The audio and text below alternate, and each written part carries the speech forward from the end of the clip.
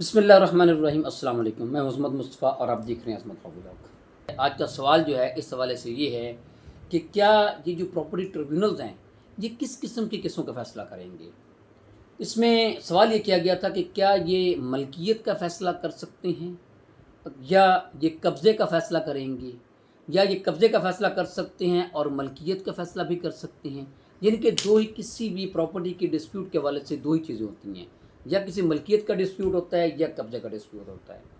सवाल ये किया गया था कि ये किस किस्म के केसेस ये ट्राइब्यूनल जो है वो सुन सकते हैं। अच्छा जी, ये क्योंकि ये बहुत अहम सवाल है, लोगों को पता होना चाहिए कि हमने कौन से केसेस इसमें दायर करने हैं, किस नेचर के केसेस हैं इसमें दायर करने हैं। तो इसका जवाब जो है, इस सवाल का जवाब हम जो है आपको वो कानून की नज़र में देंगे। सेक्शन 16 है जी ये इस ऑर्डिनेंस का, कि सेक्शन 16 क्या कहता है जी।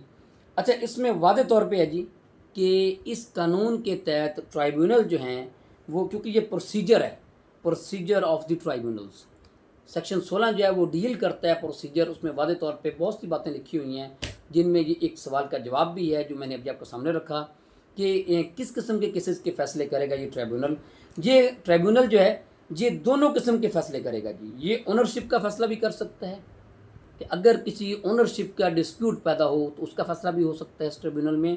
और दूसरा है जी इल्लीगल पोजेशन का, कि ये गैर कानूनी कब्ज़ा जो है अगर किसी ने किया हो तो उसका फ़ैसला भी ये ट्राइब्यूनल करेगा। और इसके 16 के सब सेक्शन 2 में तो वाज़ेह तौर पे है कि मलकियत का फ़ैसला भी ये कर सकता है। यानी कि एक अब आपको ये बता दूं कि इसमें ये ट्राइब्यूनल जो है ये दोनों किस्म की कार्रवाइयाँ कर सकता है। ये क्रिमिनल का इसमें जो है वो कार्रवाई भी हो सकती है, वो करेगा, और सिविल किस्म की भी। अगर इंटाइटलमेंट, अगर किसी ज़मीन की इंटाइटलमेंट का मसला है तो ये डिक्री भी पास करेगा। अगर किसी ये साबित हो जाता है कि किसी शख्स ने गैर कानूनी कब्ज़ा करके जुर्म किया है तो ये ट्राइब्यूनल जो है वो सज़ा भी दे सकता है। यानी कि ये ट्राइब्यूनल जो है ये दोनों काम कर सकता है, दोनों हवालों से। कि अगर ये समझता है कि किसी ने मलकियत के हवाले से कोई डिस्प्यूट है उसको भी रिजॉल्व करेगा, और अगर किसी ने जुर्म किया है गैर कानूनी कब्ज़ा करके किसी प्रॉपर्टी पे तो उसके लिए वो सज़ा भी दे सकता है। अब ये बात आप क्लियर कर लें कि इस ट्राइब्यूनल में आप ज़मीन की मलकियत और ज़मीन के कब्ज़े का जो केस जो है वो कर सकते हैं। दोनों का, मलकियत भी आप इसमें क्लेम कर सकते हैं, और कब्ज़ा अगर किसी ने नाजायज़ किया है और मलकियत किसी की वो क्लियर है लेकिन किसी ने किसी दूसरी जगह कब्ज़ा किया है तो वो भी इसमें क्लेम किया जा सकता है। और इसमें ख़ास तौर पे जो हमसे लोगों ने रब्ता किया है जी उस हवाले से, कि विरासत के हवाले से लोगों ने जो रब्ता किया है जी, बहुत से जो फ़ोन कॉल इस हवाले से कि जी भाइयों ने, रिश्तेदारों ने ज़मीन पे कब्ज़ा किया है, विरासत से महरूम करके हमें भाइयों ने जायदाद नहीं दी, मामू ने जायदाद नहीं दी, चचाओं ने जायदाद नहीं दी, हमारी विरासत की ज़मीन पे कब्ज़ा किया हुआ है। तो वो जितनी भी ऐसे इल्लीगल जो है वो पोजेशन के, इल्लीगल जो है वो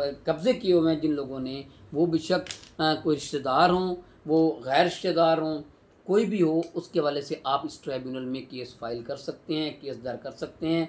और ट्रिब्यूनल जो है ये सेक्शन 16 के तहत जो है इस किस्म के इश्यूज़ का जो फ़ैसला वो करेगा, वो दोनों साइडों पे, क्रिमिनल साइड पे भी और सिविल साइड पे भी जो है वो फ़ैसला वो करेगा। मैं उम्मीद करता हूँ आपको अगर ये सुलगी होगी। इसके साथ मुझे इजाज़त दीजिए। अल्लाह हाफ़िज़।